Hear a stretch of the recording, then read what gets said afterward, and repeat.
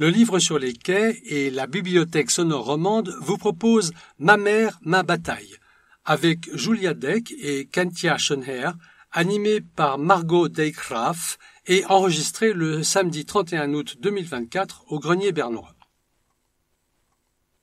Messieurs, dames, bonjour. Bienvenue à cette rencontre qui sera passionnante, je vous assure. On est dans un petit sauna, mais ça ne vous a pas empêché de venir, c'est super.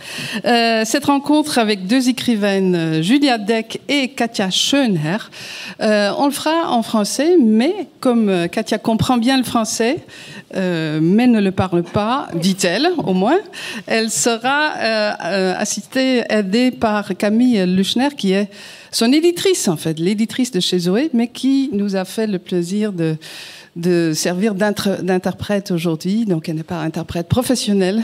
Elle m'a demandé de souligner, mais on est sûr que ce sera parfait. Donc merci d'être avec nous. Alors, Ma mère, ma bataille, c'est ça le titre de cette rencontre. On a tous et toutes des mères et probablement aussi des batailles avec nos mères. Non ? Oui, il y a des gens qui rient, qui sourient, c'est vrai. Alors ça indique déjà le fait dont on va parler. Il s'agit de mères et de la relation difficile avec les mères. Je ne sais pas si vous connaissez Julia Deck. Elle a déjà publié plusieurs livres. Viviane et Elisabeth Fauville, Propriété privée et Monument national, paru aux éditions de Minuit. Ce sont des romans très différents, mais qui ont en commun qu'il y a une certaine critique de la société, un humour tongue-in-cheek, un peu un humour à l'anglaise, je dirais. Ce nouveau livre, Anne d'Angleterre, elle l'a publié aux éditions du Seuil, et j'ai l'impression que ce livre-là est un peu plus proche de cette écrivaine, un tout petit peu peut-être. On va en parler. Peut-être tout de suite la première question. Anne d'Angleterre, Julia, au début, on peut croire, c'est peut-être pas Élisabeth d'Angleterre ou Victoria d'Angleterre, mais c'est qui en fait Anne d'Angleterre? C'est pas une reine? Non, c'est pas une reine, ou alors une reine métaphorique. Anne, c'est ma mère, c'est son prénom. Et le titre s'est imposé très vite dans le travail. C'était mon titre. Quand j'ai créé le fichier Word, ça s'appelait déjà Anne d'Angleterre. Et je pense qu'il y avait la volonté inconsciente de donner une forme de noblesse à une personne qui a eu une trajectoire très modeste, mais aussi très vaillante, qui a traversé des époques nombreuses et très différentes. Donc je me disais que c'était aussi une forme de royauté légitime. Absolument, c'est un livre royal sur votre mère, en fait. Oui.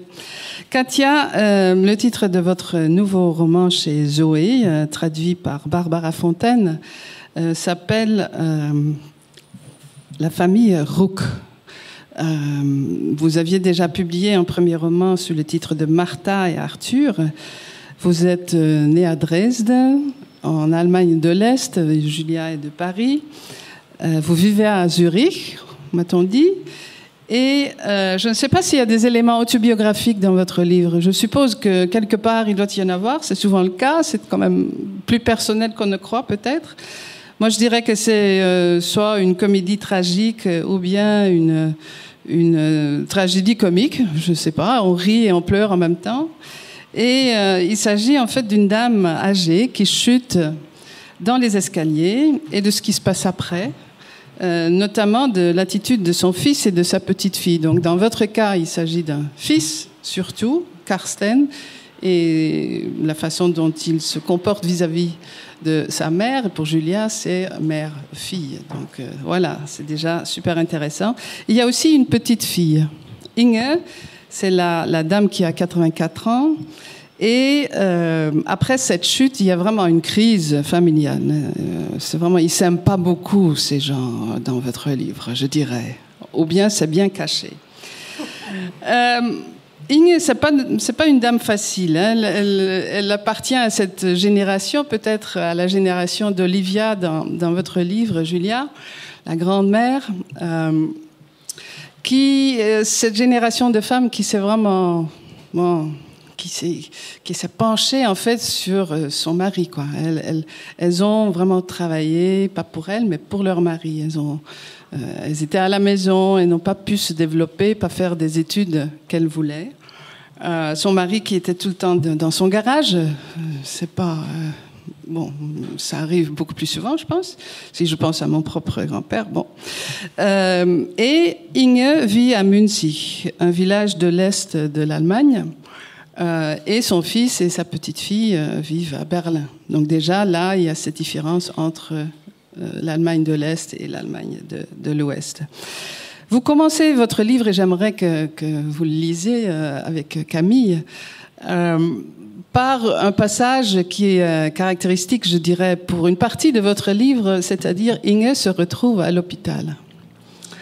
Et peut-être vous voulez lire la toute première partie en allemand, et ensuite Camille va le lire en français.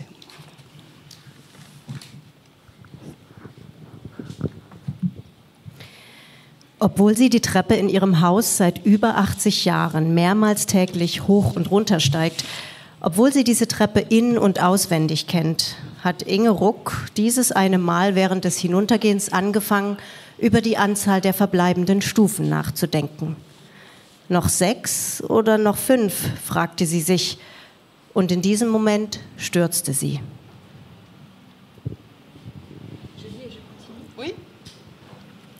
Je lis le même passage et je continue ensuite. Bien qu'elle monte et descende l'escalier de sa maison plusieurs fois par jour depuis plus de 80 ans, bien qu'elle connaisse cet escalier par cœur, cette fois-ci, en descendant, Inge Ruck a commencé à réfléchir au nombre de marches restantes. Encore 5 ou 6, s'est-elle demandé. Et c'est à ce moment-là qu'elle est tombée. La voisine de chambre d'Inge ronfle. Elle ronfle tout le temps. Jour et nuit, elle ronfle. C'est presque plus usant que les douleurs que l'on peut au moins calmer avec des comprimés. Le ronflement de cette femme, on ne peut pas le débrancher. Inge doit rester 2 semaines au minimum à l'hôpital. Fracture du col du fémur. Inge n'avait jamais entendu dire que le fémur avait un col. D'ailleurs, elle n'a toujours pas compris ce qui est cassé exactement. Mais elle n'ose pas trop poser de questions à la doctoresse. Elle a des cas plus urgents que le mien à traiter, se dit-elle. Les jeunes femmes intelligentes comme ce médecin l'intimident. Ce qu'Inge a compris en revanche, c'est qu'elle ne pourra peut-être plus marcher sans soutien. Elle s'imagine sans arrêt en train de pousser un déambulateur, de marcher le dos tordu et la tête penchée en avant, de faire une pause tous les 3 mètres et, épuisée, essoufflée, de regarder le contenu du panier métallique fixé sur le déambulateur. À cette pensée, Inge plisse les yeux et fait une grimace de dégoût. Ce panier en fil métallique, il ne sert qu'à exhiber la solitude des vieux. Quand Inge est en ville avec sa voisine Ulrike, elle observe parfois ce que les vieux y mettent pour les rapporter chez eux. Une tablette de chocolat, une boîte de lait concentré, un programme de télévision, une mandarine, 2 tout au plus. Merci beaucoup Camille. Katia, Inge ne se considère pas vraiment comme vieille, vous dites dans le livre. Hein. Elle a 84 ans, mais elle n'est pas vieille. Il y a des gens qui sont vraiment encore beaucoup plus vieilles qu'elle, et c'est eux et elle les véritables gens très âgés. Non ?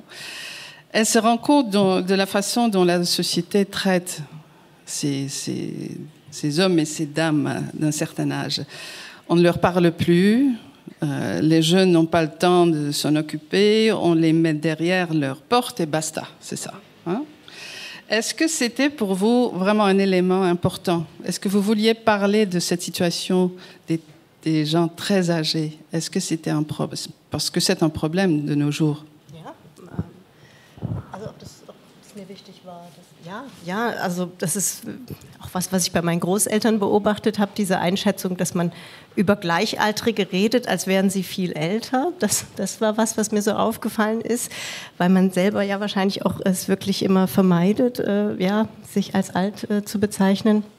Und auch, Oui, c'est tout à fait ce que j'observe même chez mes grands-parents, qu'on parle des autres personnes à peu près du même âge comme des gens beaucoup plus vieux que soi-même. On a du mal à se voir soi-même aussi vieux. On essaye d'éviter aussi de se voir... Ja, und dann ging es mir darum, ihre Situation jetzt zu zeigen.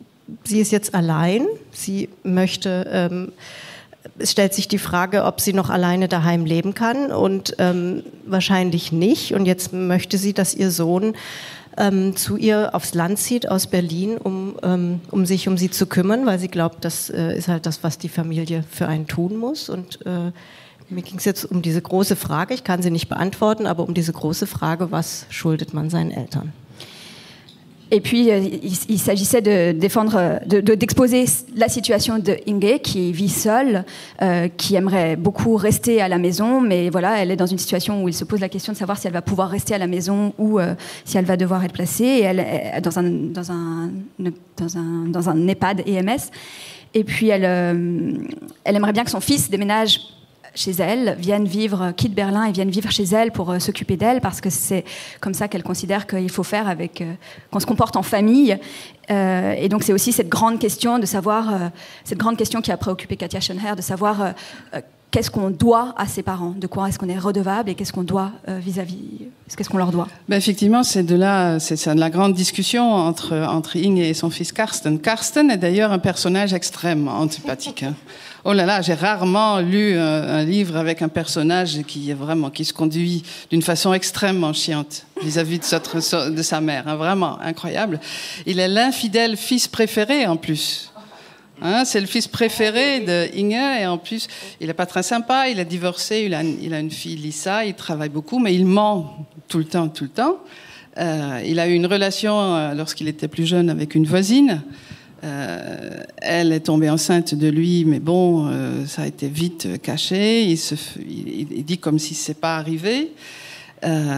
Et en plus, il veut pas s'occuper de sa mère, mais il a quand même un côté un peu plus consciencieux. Il a mauvaise conscience.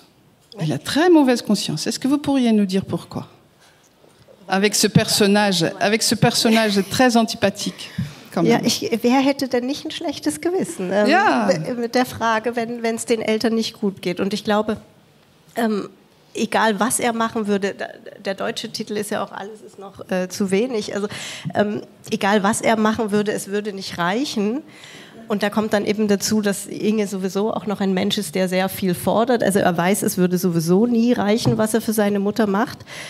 Aber natürlich hat er ein schlechtes Gewissen. Das lässt sich gar nicht vermeiden in so einer Situation. Auch wenn er ein Arsch ist. Ja, qui n'aurait pas mauvaise conscience quand les parents vont mal et qu'on ne sait pas comment les aider. Évidemment, on a mauvaise conscience. En plus, le titre allemand du livre le dit. Alles ist noch zu wenig, ça veut dire tout est encore trop peu, tout est toujours trop peu. Et effectivement, tout est toujours trop peu aussi pour Inge, qui est un personnage extrêmement exigeant. Et il sait qu'il n'arrivera jamais à être à la hauteur de ce qu'elle lui demande. Donc oui, la mauvaise conscience, et en même temps, c'est inévitable dans une situation comme ça. Il y a un passage dans votre livre où Inge parle vraiment de ce qu'elle pense de Karsten. Et il s'imagine comment il se sentira, lui, quand il aura son âge à elle. Donc par exemple, vous écrivez « On verra quand Karsten sera vieux ».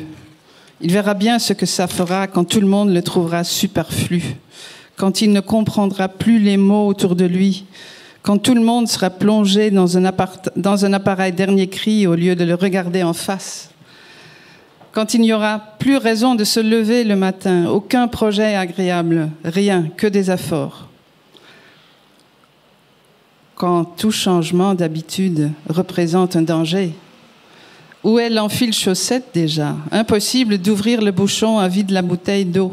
L'ampoule est grillée. Dois-je monter moi-même sur la chaise ? Le téléphone est cassé. Se sentir largué par la moindre petite chose. Et toujours cette peur. Alors ce dernier mot, la peur, de quoi est-elle peur en fait ? Vraiment. Die Inge. Sie ist allein. Sie ist allein, sie ist in diesem ostdeutschen Dorf. Die Strukturen sind zurückgebaut. Das ist noch ein anderes Thema für mich im Buch, diese Isolation der Menschen in einem Ort mit wunderschöner Landschaft, aber es fährt kein Bus mehr und es gibt keinen Bäcker mehr und keinen Coiffeur mehr. Sie ist wirklich allein und sie hat Angst. Und gleichzeitig, das ist das andere Thema, die Sprachlosigkeit, das, was sie da jetzt beschreibt, diese einzelnen Elemente der Angst, ist sie nicht in der Lage, ihrem Sohn zu sagen.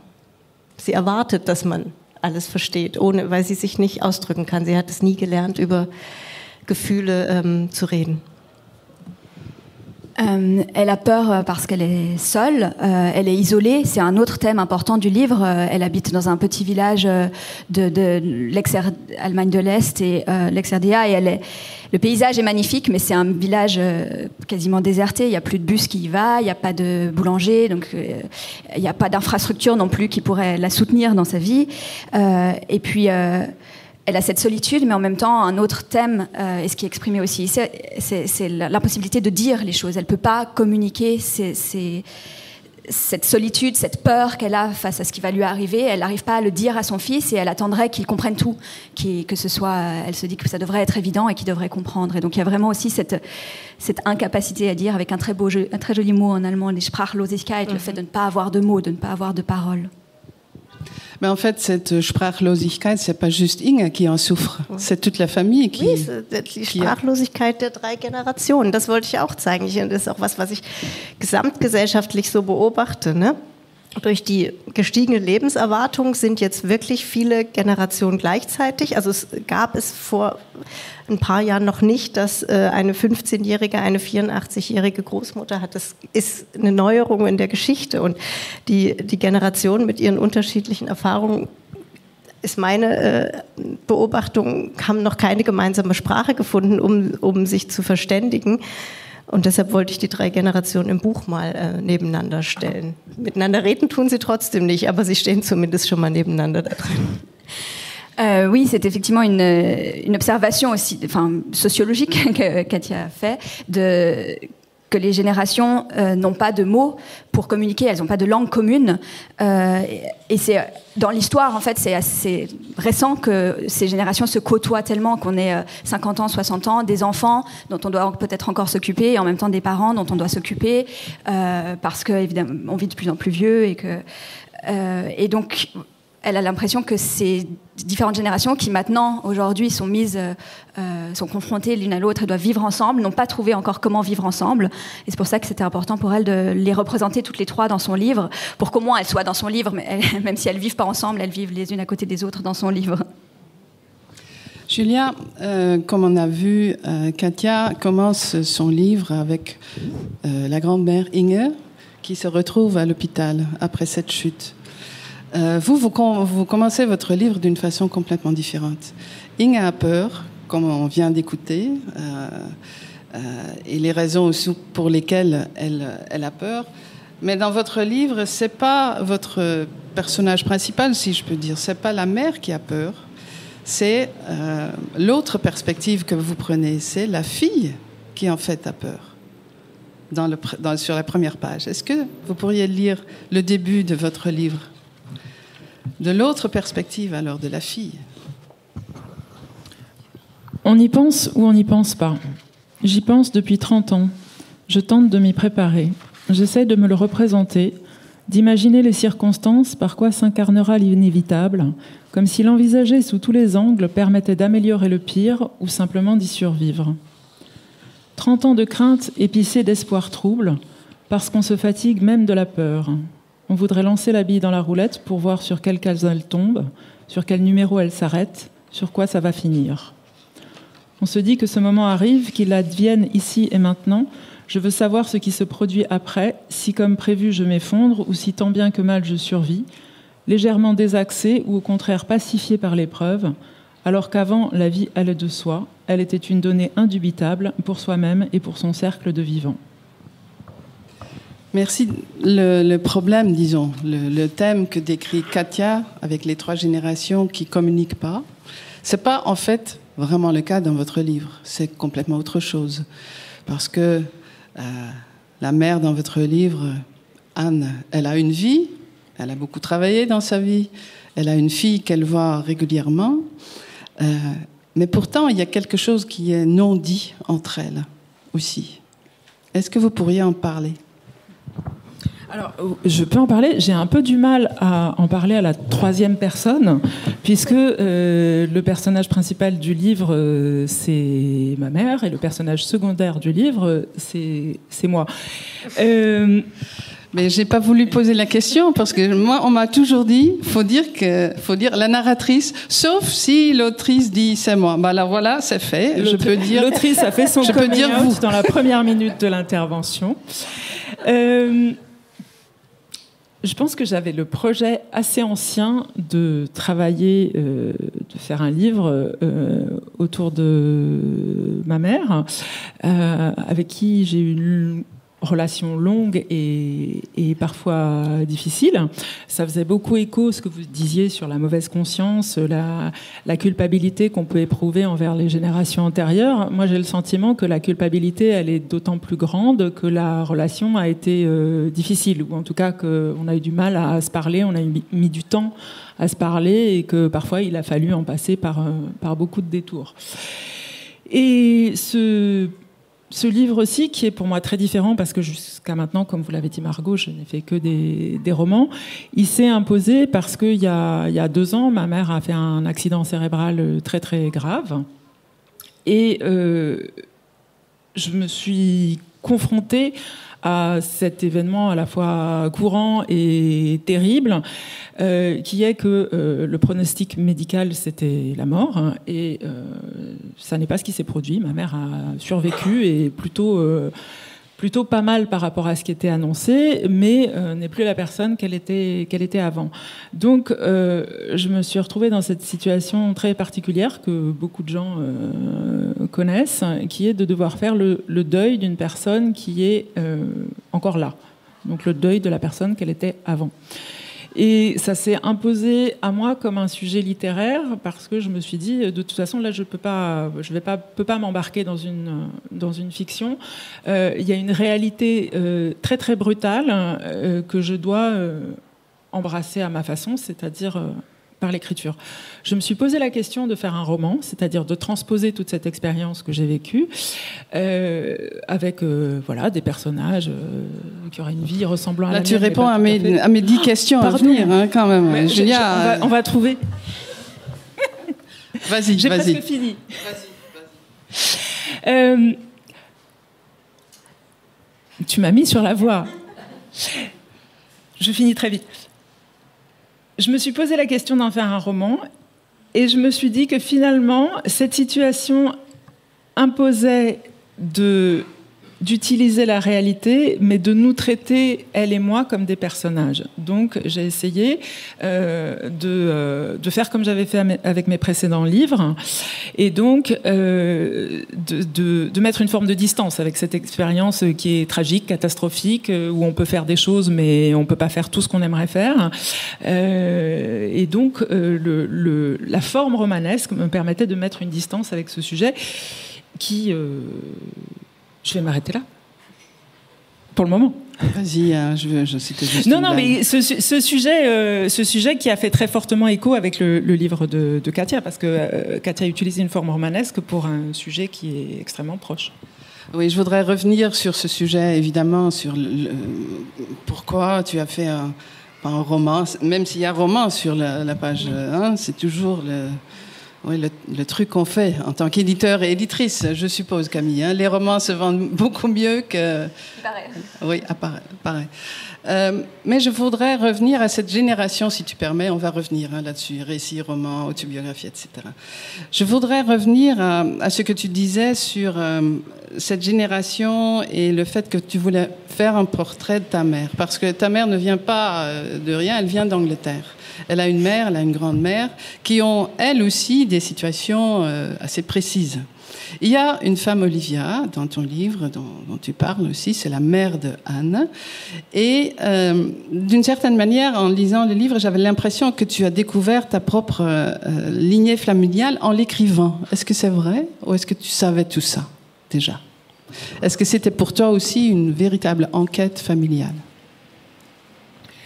Il y avait beaucoup de choses que je savais. Il y avait une chose très importante que je ne savais pas, qui est aussi une des raisons du livre, c'est une interrogation sur la filiation. Ma mère est venue en France, elle s'est installée définitivement en France à plus de 30 ans. Je suis née quand elle avait 37 ans, donc elle a eu toute une vie avant que je naisse, et une vie en Angleterre à laquelle moi j'ai eu accès par bribes, et il y a une forme de coupure avec toute cette partie de ma famille qui m'a toujours interrogée, oui. Donc c'est le deuxième fil du livre. Le premier fil du livre, c'est ce que je vous disais tout à l'heure de l'accident, et le deuxième fil, c'est de construire vraiment la biographie d'un personnage à travers les pays qu'elle traverse, les époques qu'elle traverse, les milieux sociaux qu'elle traverse, et toute la façon dont ça se connecte avec les moments historiques. On a entendu Katia et Camille sur Inge, qui se retrouve à l'hôpital. Et j'ai l'impression que la génération d'Inge est un peu la génération d'Olivia. Dont tu parles dans ton livre, est-ce que tu voulais lire le portrait? Mais évidemment, ce n'est pas un portrait d'une seule page. Il y a plusieurs éléments qui portent sur Olivia. Mais pour savoir de quel milieu aussi, dans quel milieu est née ta mère, je peux dire maintenant. Oui, donc Olivia, c'est donc ma grand-mère. Et je vais peut-être juste situer sur la temporalité. Là, on doit être vers 1900, juste après la Seconde Guerre mondiale. Jour et nuit, Olivia accède aux caprices de sa mère alitée dans le sitting room. Elle ne sort que pour faire les courses avec les tickets de rationnement qui perdurent des années après la guerre et donnent droit à tant de farine, de sucre, de lait, de pain, de margarine, par adulte et par enfant. Olivia se dépêche de rentrer. Dès que les tâches ménagères lui en laissent le temps, elle se plonge dans un livre. Elle se passionne pour l'Antiquité, les récits de voyage, les femmes exploratrices. Dans les journaux, elle découpe les articles qui ont trait à l'archéologie, aux tombes des pharaons qui continuent à l'époque de livrer leurs mystères. Elle éprouve à travers les pages ce qu'elle n'a pas la possibilité de vivre par elle-même, peut-être même pas le désir tant le réel inflige de fatigue et d'embarras quand la lecture offre un plaisir expurgé du désagréable dans le confort d'un fauteuil fleuri et d'un chat qui ronronne sur les genoux. En fin de journée, reparaissent les hommes et les enfants qui ont mené au dehors une vie pleine de rebondissements. Ils rapportent des impressions du monde extérieur, mais celles-ci n'égalent jamais l'excitation procurée par les pages. Olivia a passé la journée en Égypte et en Mésopotamie. Dans la petite maison de Bellingham, elle a remonté le Nil, visité les bords de l'Euphrate, exploré Babylone.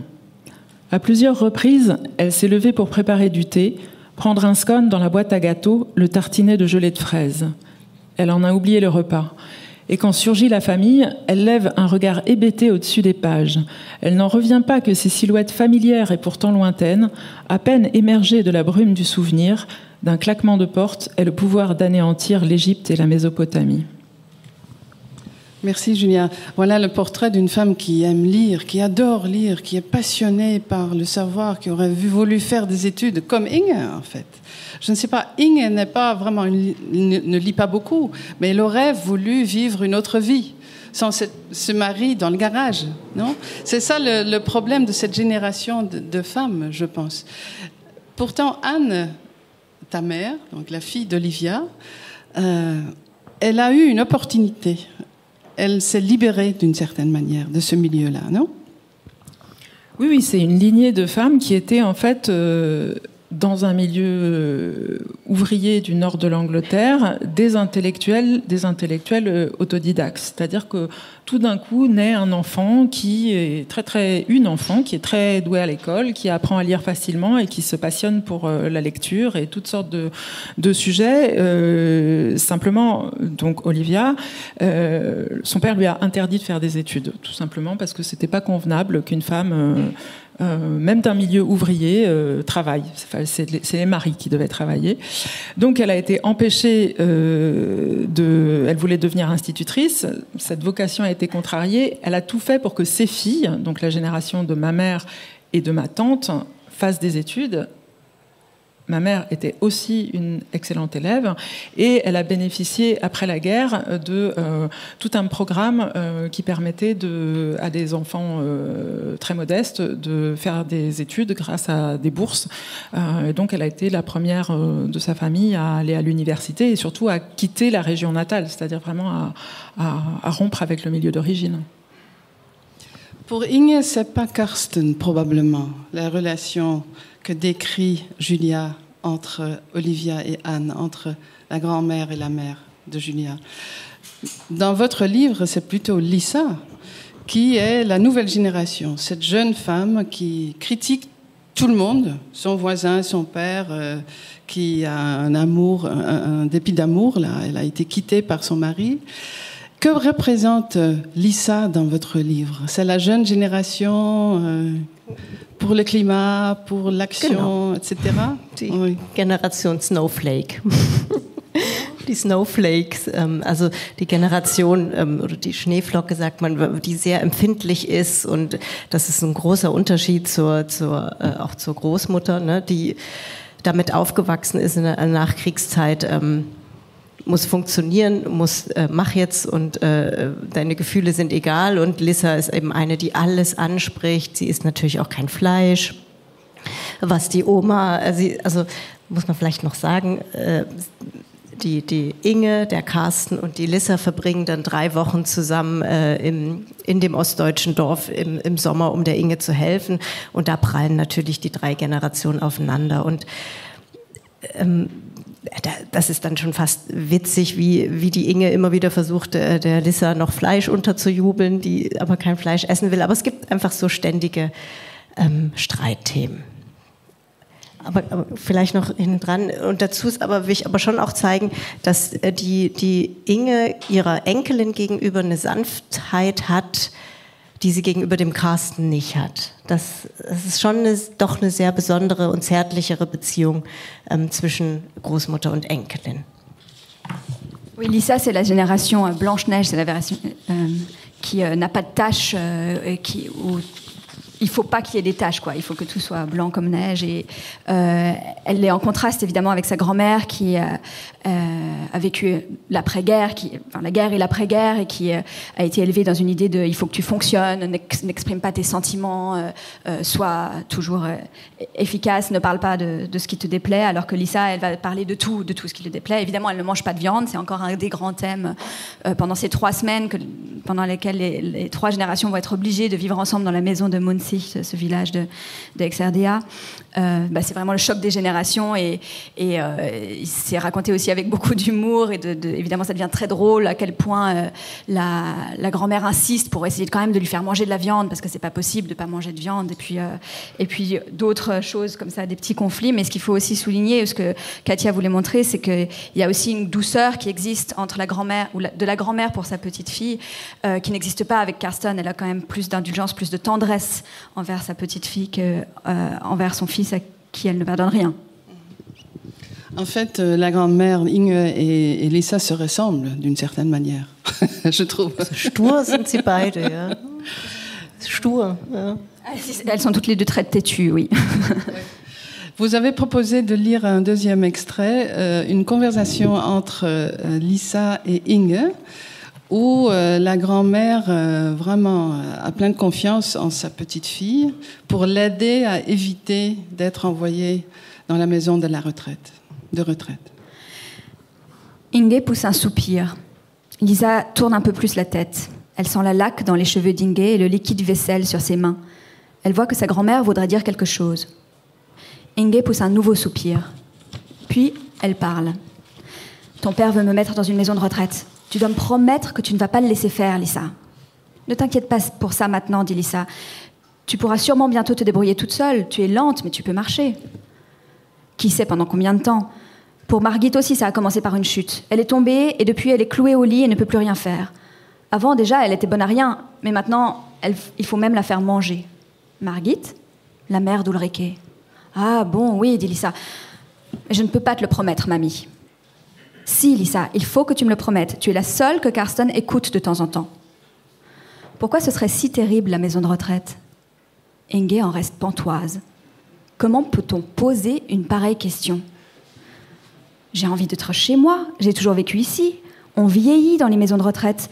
Si on n'était pas déjà vraiment vieux avant, on le devient là-bas. On est contaminé. Les vrais vieux contaminent les jeunes vieux. Les maisons de retraite ne servent qu'à mourir. Inge adresse un regard grave à Lisa. Et en plus, on est obligé de prendre son petit déjeuner quand il est servi et non pas quand on en a envie. Et puis cet air vicié, le bruit de vaisselle dans la salle à manger, la nourriture est fade et pas salée, on n'est jamais tranquille, les infirmières entrent dans la chambre comme dans un moulin.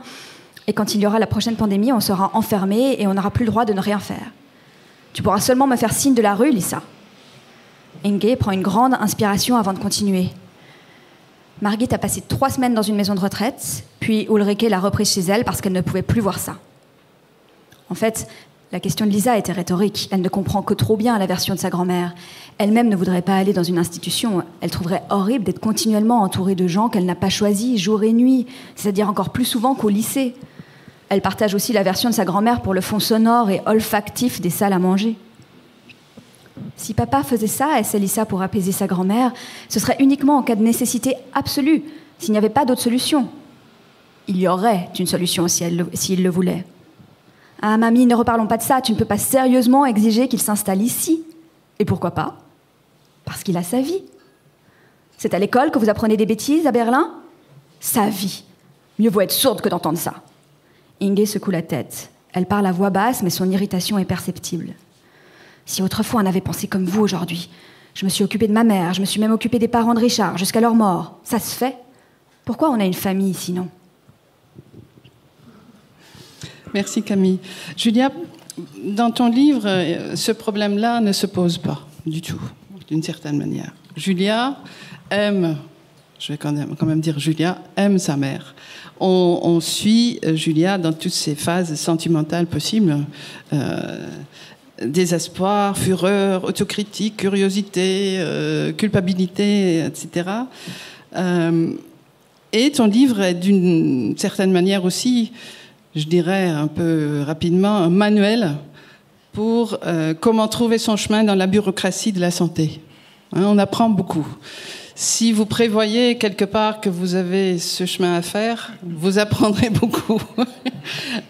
Mais comment, par exemple, interpréter ce que les médecins disent à Julia, par exemple, quand un médecin n'abonde pas immédiatement dans le sens d'un confrère, il dément. Ça, c'est une des leçons. Mais il y a aussi tout un vocabulaire que Julia a appris. Comment est-ce que ton regard sur ce chemin, parce que là, bon, tu l'as derrière toi, mais c'était ça aussi la chose la plus difficile probablement dans cette situation-là.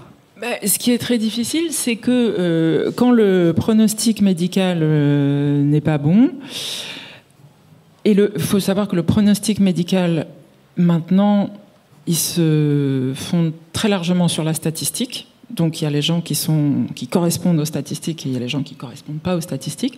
Bref, quand le pronostic n'est pas bon, passé un certain point, en fait, médicalement, on ne fait pas grand-chose à part orienter vers une maison de retraite. Et donc, moi, je me suis retrouvée du jour au lendemain à devoir me former de manière très très accélérée à tout le dédale administratif et à toutes les problématiques qu'on évoquait à propos du livre de Katia. La veille de l'accident, ma mère était complètement valide, parfaitement lucide et tout. Et puis tout d'un coup, du jour au lendemain, il fallait trouver une maison de retraite, un sujet qu'on n'avait jamais évoqué, loin de là. Et puis, ce dont je me suis rendu compte, c'est qu'il y a tout l'aspect administratif des choses qui est rapidement kafkaïen, vraiment absurde. On vous demande de faire des démarches parfaitement inutiles, mais il faut quand même les faire pour pouvoir bénéficier d'autre chose qui est utile. Et tout suppose de remplir plein de papiers et d'y passer énormément de temps.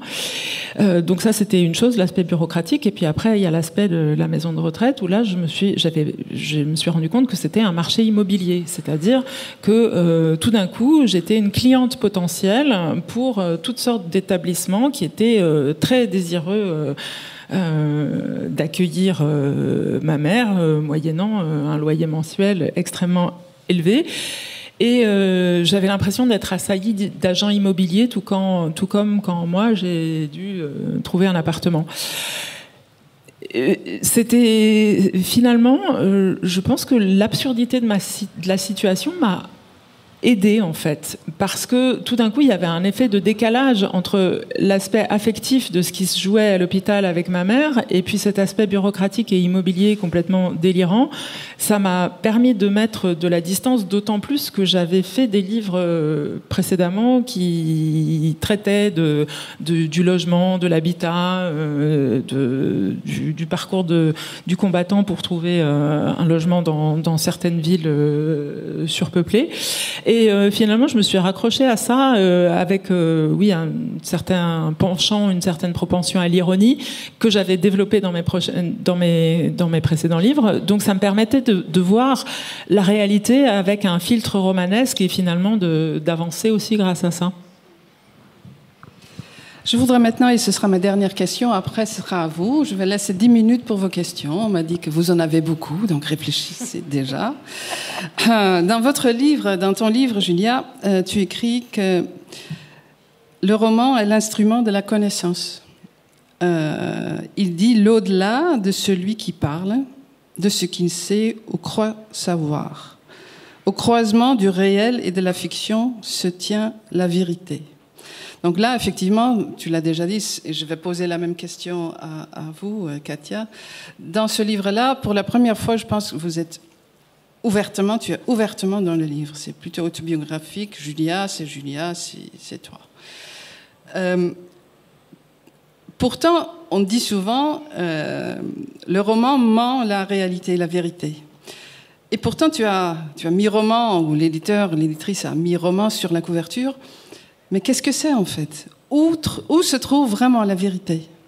Dans quelle forme d'écriture ? Ou est-ce que c'est complètement important peut-être ? Comment tu approches ce problème-là ? Moi, je ne suis pas d'accord sur le fait que la vérité, elle se situe du côté du réel et que le mensonge se situe du côté de l'imaginaire, on va dire. Je pense qu'il y a un effet de miroir permanent entre ce qu'on vit et l'image qu'on a de soi-même et comment l'image qu'on a de soi-même et de ses proches, elle évolue à travers les circonstances et les années.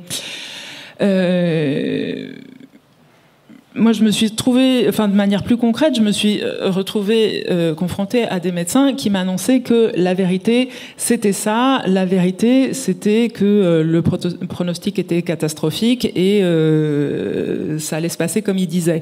Et moi, je disais, mais ma mère, je la connais bien depuis extrêmement longtemps. Je sais qu'elle a une capacité de réaction incroyable. Et là, comme elle émerge de plus en plus, je vois bien que ça va pas vers ce que vous dites. Mais moi, j'ai pas d'argument scientifique. Moi, j'ai les arguments, on peut dire cliniques, au chevet de la patiente. Donc, bien sûr, il y a toutes sortes d'éléments médicaux que j'ignore, mais il y a toutes sortes d'éléments affectifs qui me permettent d'accéder à une vérité, et je pense peut-être les deux se complètent plutôt que ne devraient s'opposer.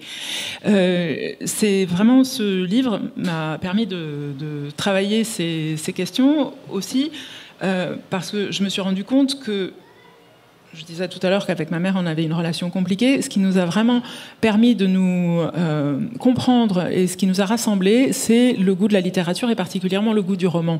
Elle avait une passion pour le roman anglais, le roman français.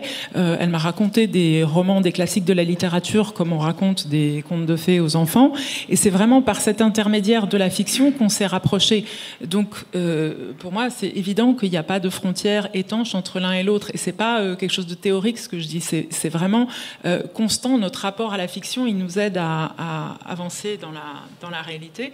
Et c'est pour ça que, à la fin du livre, j'en arrive à cette conclusion que la vérité, c'est quand on arrive à mettre des mots qui correspondent aux choses, aux événements. C'est la concordance. C'est pas simplement des faits nus. C'est la manière dont on les vit, on les interprète. Et c'est quand le langage et le réel s'accordent enfin. C'est pour ça que la littérature est capable de faire beaucoup plus que juste des rapports et des mots purs et durs, n'est-ce pas ? C'est ça, c'est un éloge de la littérature que tu fais, en fait. Eh ben, si tu le penses, j'en suis ravie. Oui. Et Katia, vous avez écrit des romans. Je ne sais pas si vous avez écrit des récits aussi, si c'est très autobiographique ou non. En tout cas, vous avez choisi le roman qui dit la vérité pour vous ? die Wahrheit.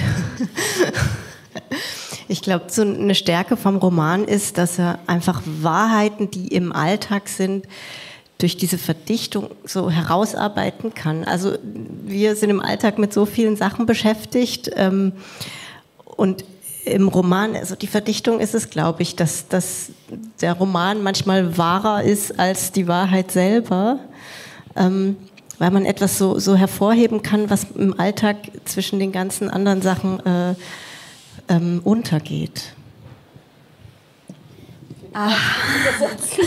La vérité, dit-elle. En fait, une grande force du roman, selon elle, c'est que il met en valeur les vérités qui se cachent dans le quotidien, qui se dissimulent dans le quotidien parce que elles sont noyées dans toutes les occupations et la condensation du roman, de la fiction, fait qu'il est plus vrai que des choses qui sont que la réalité, qu'il est plus vrai que dans le quotidien, parce qu'il souligne ce qui disparaît justement sous toutes ces occupations, sous toutes ces petites tâches et préoccupations du quotidien. Oui, je comprends. Le roman, c'est la forme par excellence, mais vous n'avez pas parlé du récit. Je veux dire, vous n'avez peut-être jamais écrit de récit pur et dur ? C'est ça, la Form littéraire aussi qui compte. Ja, also es ist wirklich kein Bericht und es ist auch nein, es ist nicht autobiografisch. Aber natürlich ist diese Ausgangsfrage, was schulde ich meinen Eltern, eine Frage, die mich beschäftigt hat. Weil ich wohne jetzt hier in der Schweiz, meinen Eltern geht's gut, sie sind noch fit, aber sie wohnen in Ostdeutschland und ich weiß, irgendwann geht's ihnen mal wahrscheinlich nicht mehr so gut. Und dann weiß ich, dass ich diese Frage mir stellen wird, was ich meinen Eltern schulde. Das war so der Ausgangspunkt. Also der Ausgangspunkt war schon eine autobiografische Frage, die mich sehr beschäftigt hat. Und dann diese 3 Figuren, diese 3 Generationen. Ich kann die Haltung von allen 3 Menschen nachvollziehen. Ich kann die Inge nachvollziehen, die sagt, ich habe so viel für euch getan, ich möchte, dass sich jemand aus meiner Familie um mich kümmert. Ich kann den Carsten nachvollziehen, der sagt, ich habe mein Leben, ich wurde auch nicht gefragt, ob ich auf die Welt kommen möchte, ich möchte mein Leben so weiterleben wie Inge. Und ich kann die Lissa mit ihrem Angst vor Klimaerwärmung und so weiter und ihren ganzen Themen, kann ich auch total gut nachvollziehen. Deshalb, da ist schon viel von mir drin, klar. Alors c'est vraiment un roman, ce n'est pas autobiographique, mais le déclencheur est effectivement autobiographique. C'est une question personnelle. Ses parents habitent en Allemagne en ex-Allemagne de l'Est, près de Dresden. Elle est à Zurich, donc ils sont loin. Pour le moment, ils vont bien, mais un jour se posera la question de savoir ce qu'elle leur doit et qu'est-ce qu'elle doit mettre en place pour pouvoir les prendre en charge, les aider. Donc le déclencheur est autobiographique et elle retrouve quelque chose d'elle dans ces 3 générations, dans ces 3 personnages qui incarnent ces 3 générations. Elle peut tous les 3 les comprendre et comprendre ce qui les anime et ce qui les préoccupe. Elle peut tout aussi bien comprendre Inge qui ne veut pas être seule, qui a tout sacrifié à sa famille et qui se trouve qu'elle a bien le droit maintenant qu'on sacrifie un peu des choses pour elle. Carsten qui lui n'a pas demandé à être au monde et se dit qu'il a le droit de vivre la vie qu'il veut et Lisa aussi qui a et toutes ses peurs et ses préoccupations aussi vis-à-vis de la crise climatique, des peurs de cette génération-là qui s'expriment beaucoup à travers le personnage de Lisa et ses questions par rapport au monde. Donc il y a un peu d'elle dans tous les personnages. Voilà, des parts autobiographiques dans tous les personnages. Merci beaucoup. Je me tourne vers vous. Il n'y a pas de micro vraiment pour la salle, mais si vous avez des questions, juste parlez fort. Non? Pas de questions? Deuxième question alors, c'est toujours plus facile. Oui, madame? Elle va comme à la fin du livre.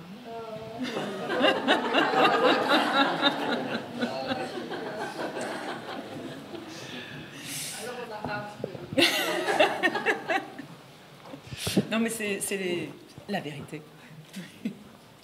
Monsieur? Par rapport à ma génération et ma mère, la notion des hommes qui prennent la retraite dans la société et qui tout d'un coup réalisent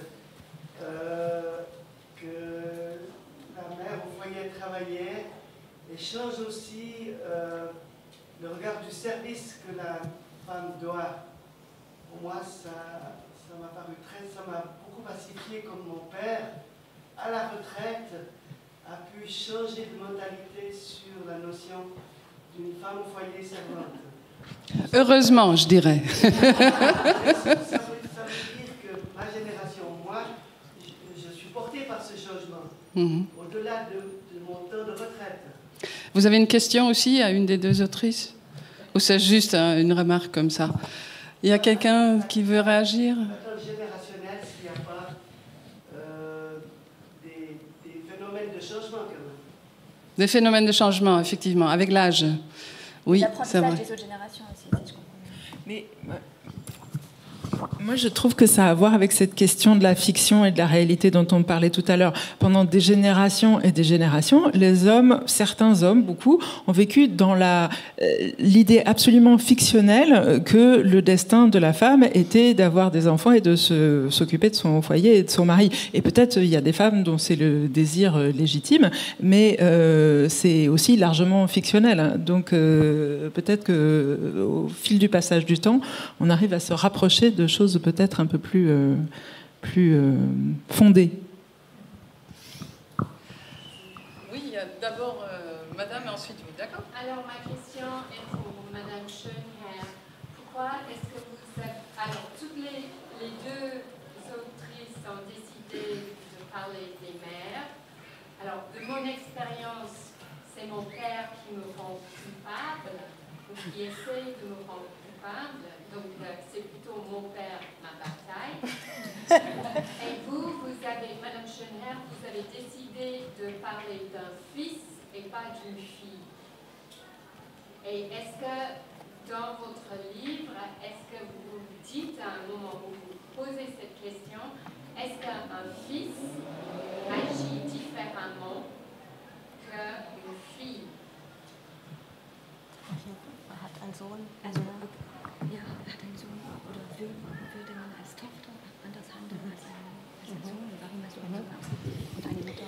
Ja. Es gibt noch eine Nebenhandlung, die haben wir kurz angedeutet. Es gibt noch die Nachbarin, wo sich die Tochter eben um ihre betagte Mutter kümmert. Die ist so auch das Vorbild für Inge, wie sie sich das wünscht. Ich kann es nicht, ich hätte es genauso gut... Ich glaube, ich hätte genauso gut über eine Mutter und deren Tochter schreiben können. Ich glaube, ich wollte damit nicht sagen, dass es jetzt den Sohn betrifft.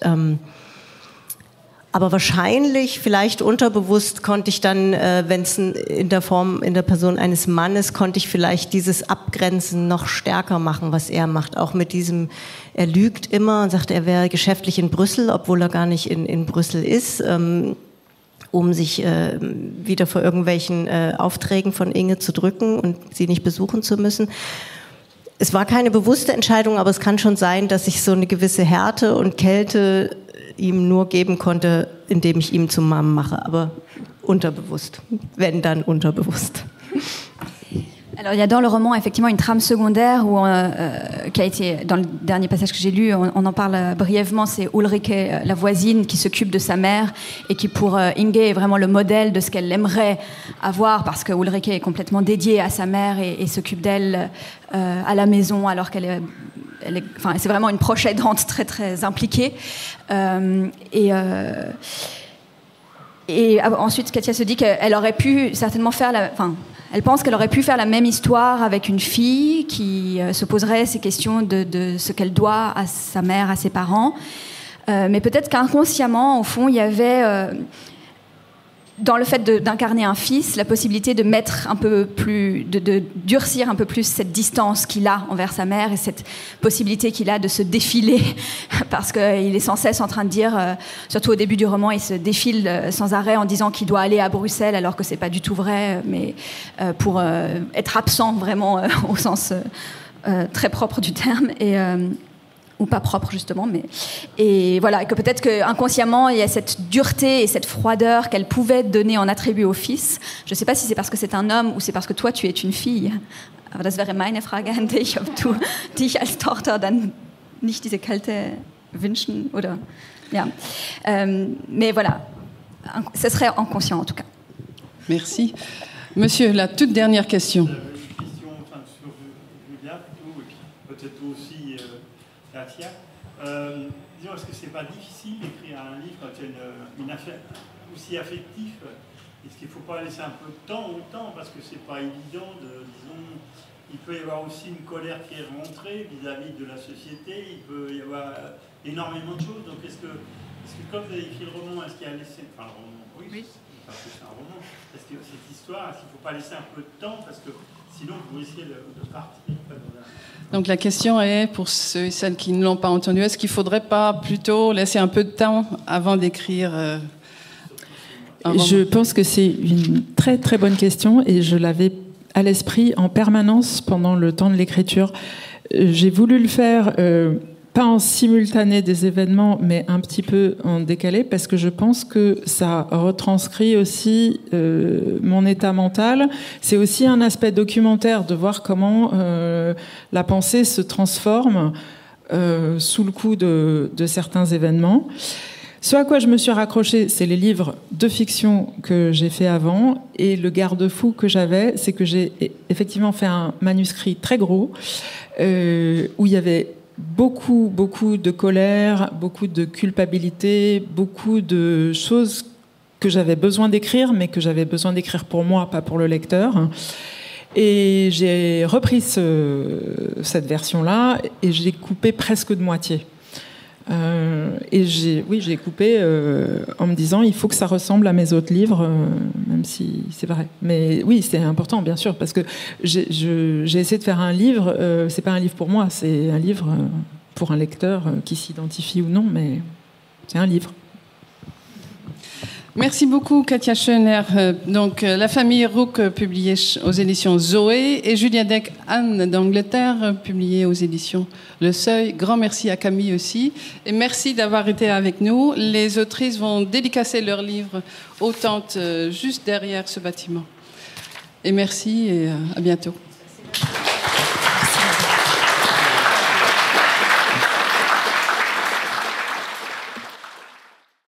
C'était Ma mère, ma bataille, avec Julia Deck et Katia Schoenherr, enregistré le samedi 31 août 2024 au Grenier Bernois Morges par la Bibliothèque sonore romande pour le livre sur les quais.